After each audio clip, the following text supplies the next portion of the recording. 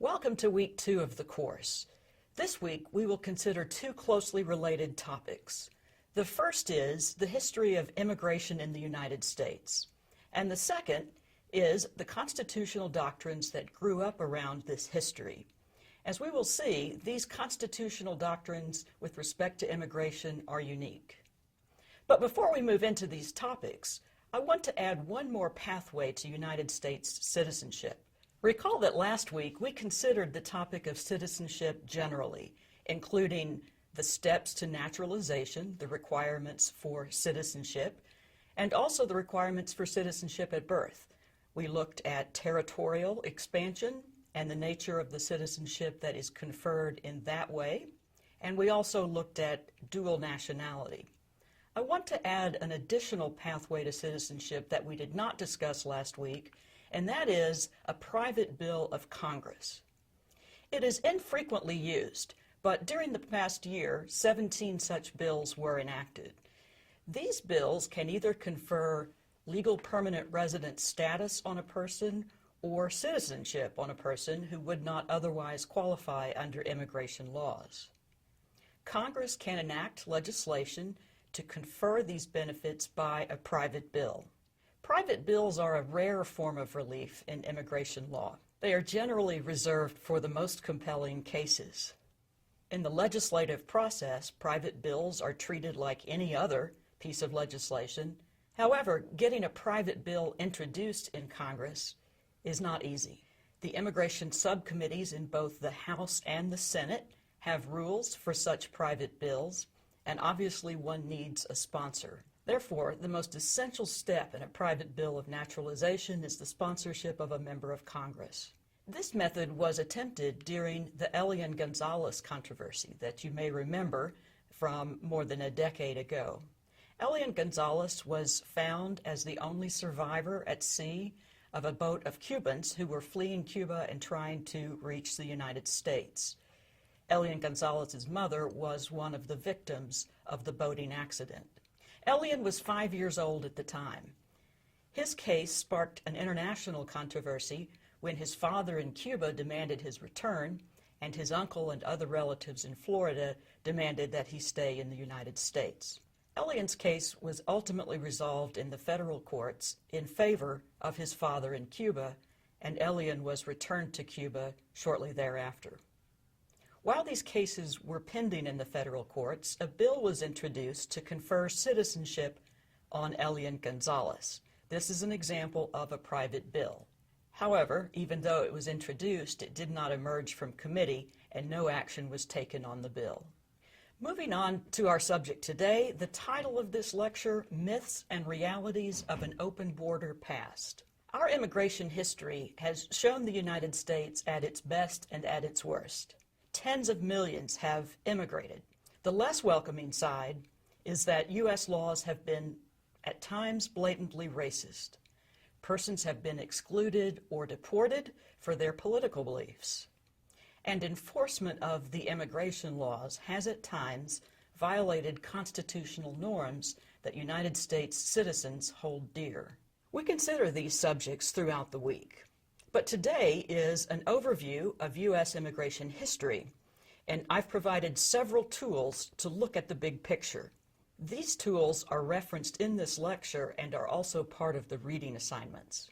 By necessity, in this lecture we can only cover the big picture, the most important steps in our immigration history as a matter of law. Let's begin with early immigration laws. The first law related to citizenship and immigration was enacted in 1790. This restricted citizenship to white persons only. Free white persons, meaning that any person of color, and certainly slaves, could not naturalize. It did not restrict immigration, but it did restrict those who could then be on the path to citizenship. In 1798, a controversial statute was enacted by Congress and signed by the President, known as the Alien and Sedition Act. This was the first act directed at immigrants within the United States. The Alien and Sedition Act authorized the President to expel any alien that he deemed to be dangerous. It was allowed to lapse 2 years later, Many at the time believed this bill to be unconstitutional, but it was not challenged in court. Then the next block of our history that's important for us to think about, the 1840s to the 1920s. This period saw large-scale immigration, driven by many factors in Europe primarily, the Irish potato famine, German Depression, and Industrial Revolution. And as a result, from this period, nearly 25% of all United States citizens can trace their ancestry by way of Ellis Island. Before we talk more about Ellis Island, I want to continue with an overview of the 19th century immigration laws that were most important. The first federal legislation excluded paupers, criminals, and those likely to become public charges. In other words, the fear was someone who might become a public charge would not be able to support themselves upon arrival. The parenthetical here says, note prior state practices. Although the first federal legislation occurs in 1875, states for a long time had enacted similar measures and followed similar practices. This is particularly true before the Civil War, with some states denying entry to free blacks. But going back to the federal immigration law of 1875, over time there have been additional qualitative controls, as distinguished from quantitative controls. Qualitative address the status or the characteristics of the person who is seeking to enter the United States.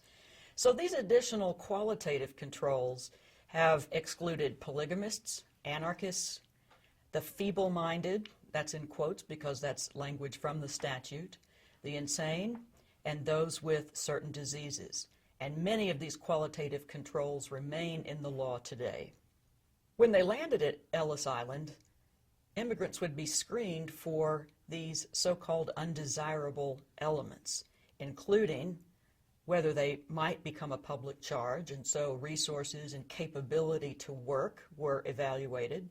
But very importantly, also, there was a medical screening of each immigrant. The medical screenings, among other things, aimed to weed out dangerous contagious diseases such as yellow fever and tuberculosis. So let's take a look at the film for how that process worked. Screenings on health bases continue today. Aspiring immigrants, those who seek to come to the United States permanently, must pass a physical exam. We'll talk about some of those requirements a little bit later on. And also, the United States Public Health Service continues screening at ports of entry for contagious health issues, although the conditions for entry and the number of ports of entry have changed a great deal since the time of Ellis Island. The preceding program is copyrighted by Emory University.